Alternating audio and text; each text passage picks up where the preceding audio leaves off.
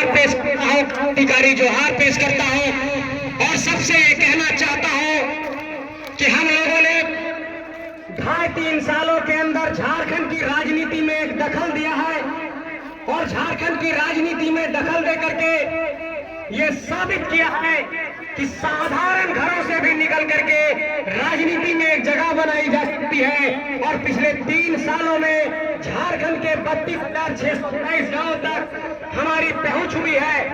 आज हमारे पास एक इतना बड़ा संगठन है, सिर्फ गांव भर के लोग जुड़े हुए हैं, असली झारखंडी लोग जुड़े हुए हैं जो झारखंड की माटी के लिए संकल्पित हैं।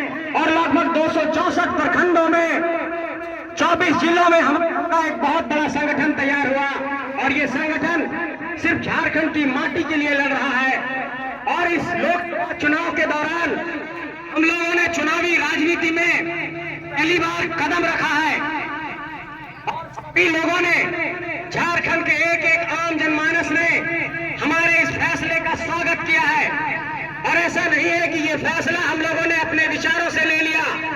हम लोगों ने धनबाद के बलियापुर में लगभग 2.5-3 लाख लोगों को जुटाया था और वो 2.5-3 लाख लोगों से हम लोगों ने एक राय मांगा कि क्या जो हमारी मांगे हैं आंदोलन के रास्ते से,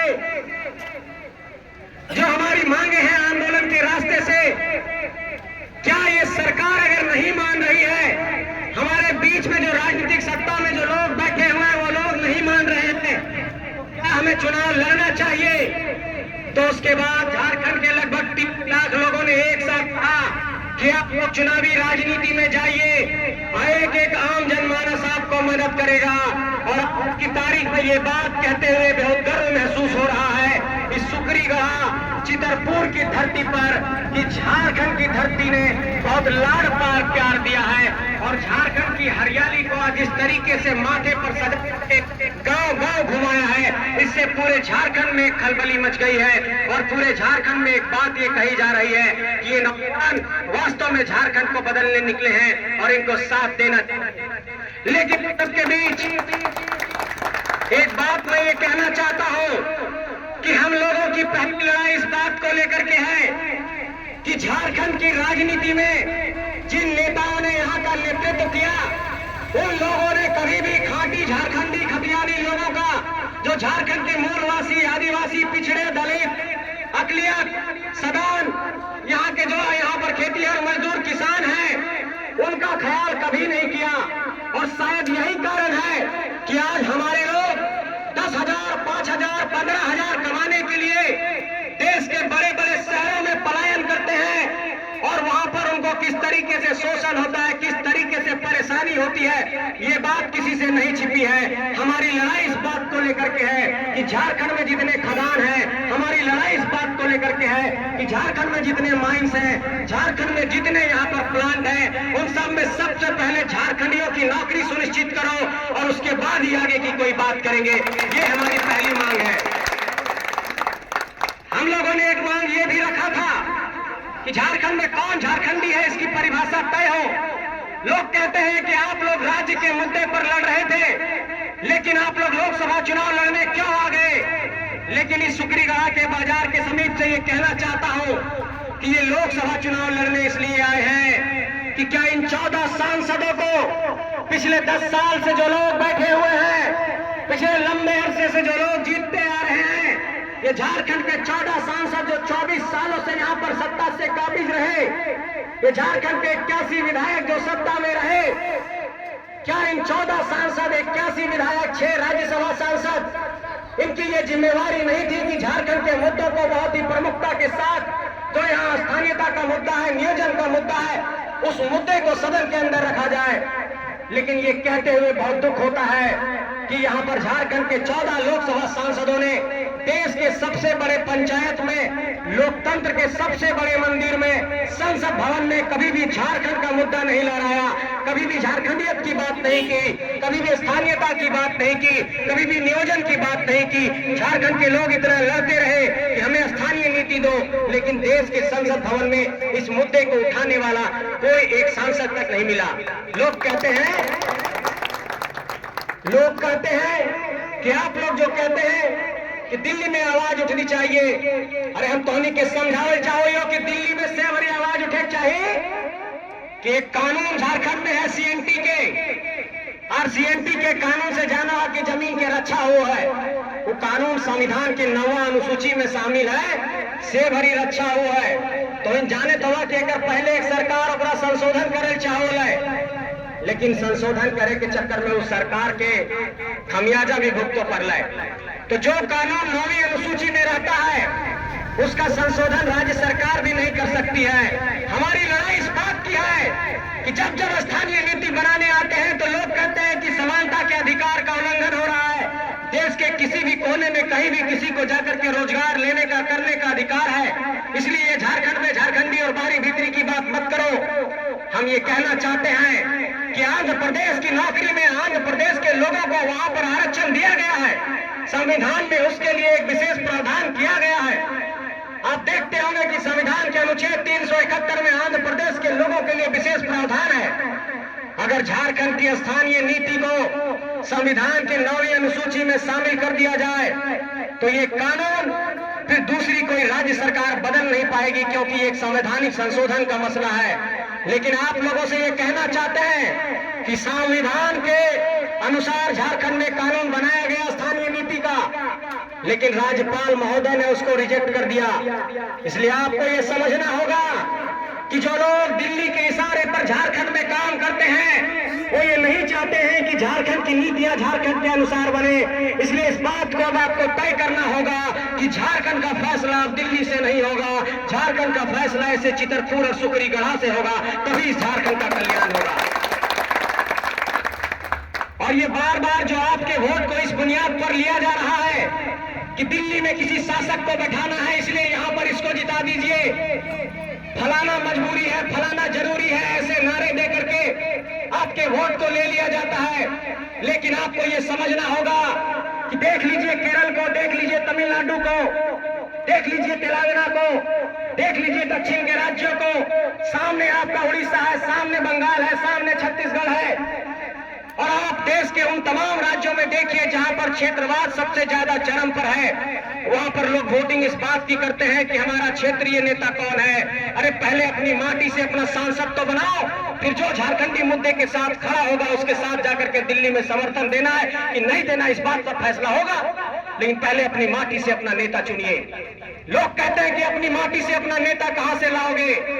अरे हमने कहा कि इसी माटी ने पैदा किया है इतने शख्सियतों को, तेलंगा खड़िया, नीलांबर पीतांबर, शेख भिखारी, नादिर अली, जयमंगल पांडे, बिरसा मुंडा इसी धरती से पैदा हुए, शिबू सोरेन इसी धरती से पैदा हुए, तमाम क्रांतिकारी इसी धरती से पैदा हुए। तो इसी धरती से इसी दौर में हम लोग 81 विधायक और 14 सांसद निकाल करके दिखाएंगे, ये आपको भरोसा दिलाना चाहते हैं। लोग ये कहते हैं कि तुम लोग क्षेत्रवाद की बात करके झारखंड के हालात को, झारखंड की परिस्थितियों को, झारखंड के सद्भाव को, प्रेम को, भाईचारा को बदलने की कोशिश कर रहे हो। हम कहा कि अपना हक मांगना भेदभाव करना नहीं होता है, पहले हमारा पेट भरेगा तब हम किसी दूसरे का ख्याल करेंगे। आज हमारे लोग दिल्ली मुंबई में जाकर के दर दर की ठोकरें खा रहे हैं, अपने 2 साल के बच्चे को घर में छोड़ करके पलायन कर रहे हैं। इसलिए इस पलायन की पीड़ा को समझना होगा, झारखंड के दर्द को समझना होगा। आज एक भी परीक्षा झारखंड में पारदर्शी तरीके से नहीं हो रही है, हर परीक्षा में पेपर लीक है, चाहे वो यूपीएससी हो चाहे सीजीएल हो। मैं ये पूछना चाहता हूँ कि क्या ये जो गरीब मजदूर किसान के बच्चे हैं, क्या वो 25-30 लाख रुपए रिश्वत दे पाएंगे? क्या वो झारखंड के नौकरी को हासिल करने का हक नहीं रखते हैं? ये बच्चे जो तैयारी कर रहे हैं, झारखंड में आज तक जेटेट की परीक्षा 2013 और 2016 के आज तक नहीं हुई। शिक्षक बनने की जो प्रक्रिया है वो परीक्षा झारखंड में सिर्फ 2 बार हो पाई। हम लोगों को लोग कहते हैं कि बाबू तुम लोग हमला तो दूसरे लोगों पर भी करते हो, दिल्ली वाले पार्टी पर भी करते हो, झारखंड वाले पार्टी पर भी करते हो, तुम लोग कहना क्या चाहते हो?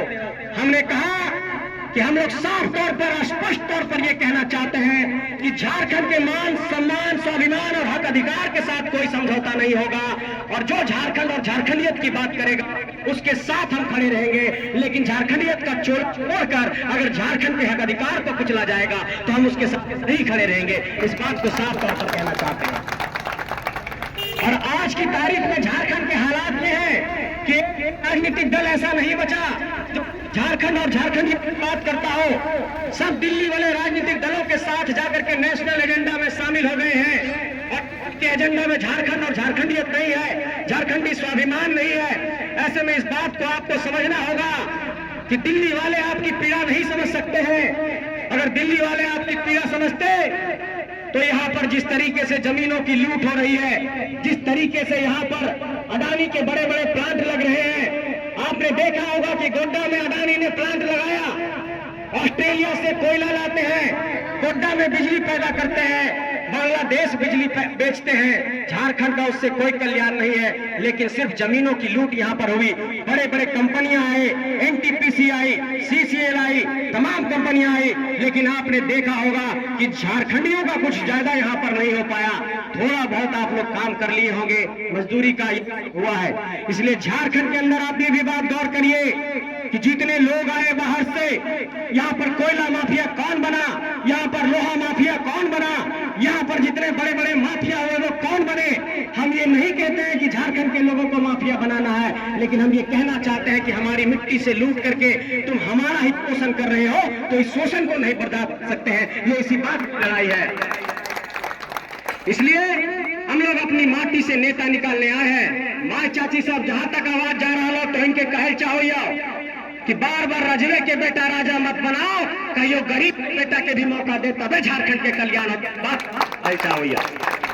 इसलिए आप सबों से कहना चाहते हैं, भले ये सांसद लोकसभा का चुनाव है, लेकिन इसमें भी झारखंड के एजेंडे पर वोट करिए। 14 सांसदों में बहुत बड़ी ताकत होती है। जिस दिन 14 के 14 सांसद दिल्ली में इस बात को कह देंगे कि स्थानीय नीति मिलनी चाहिए, झारखंड को स्थानीय संविधान में संशोधन करके दे दीजिए, झारखंड के लोगों की मांग जायज है, 3.25 करोड़ की आबादी है, उसका अपना राज्य है। 15 नवंबर 2000 ये राज्य अलग गया, दक्षिण बिहार का इलाका एक नए राज्य के तौर पर हमको मिला। लेकिन आज के भी हालात क्या है? कल रात में चितरपुर थाने में गए थे, एक मजदूर की मौत हो गई थी हम लोग के मुआवजा दिलाने के लिए। आज भी मैं देखता हूँ में जिस तरीके का शोषण है, जिस तरीके से अंचल के कार्यालय में शोषण है। एक जमीन का म्यूटेशन आप नहीं करा पा रहे हैं, आप एक जमीन का म्यूटेशन कराने जाइए, एक एलपीसी लेने जाइए, 10,000 5,000 रुपया लगता है।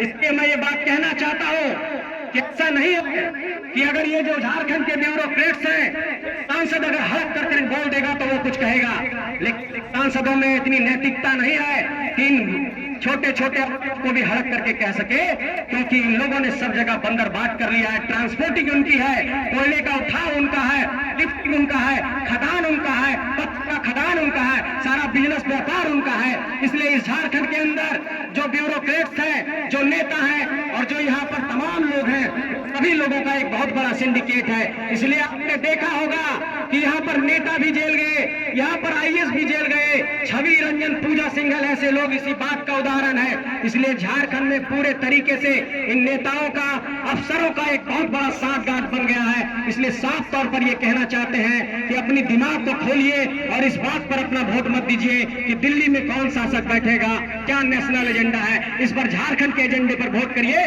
कि झारखंड का बात कौन करेगा। और आप लोगों को ये कहना चाहता हूं कि आने वाले भविष्य में जब आपके बाल बच्चे ये पूछे कि झारखंड के साधारण नौजवान जब निकल करके गलियों में आवाज को बुलंद कर रहे थे तो आप किसके साथ खड़े थे, तो आपके कलेजे से ये आवाज आना चाहिए कि हम झारखंड और झारखंडियत के साथ खड़े थे। तब ये माना जाएगा कि आप झारखंड के असली वारिस हैं। जिंदाबाद जिंदाबाद जिंदाबाद जिंदाबाद जिंदाबाद तो ये जिंदाबाद जिंदाबाद जिंदाबाद।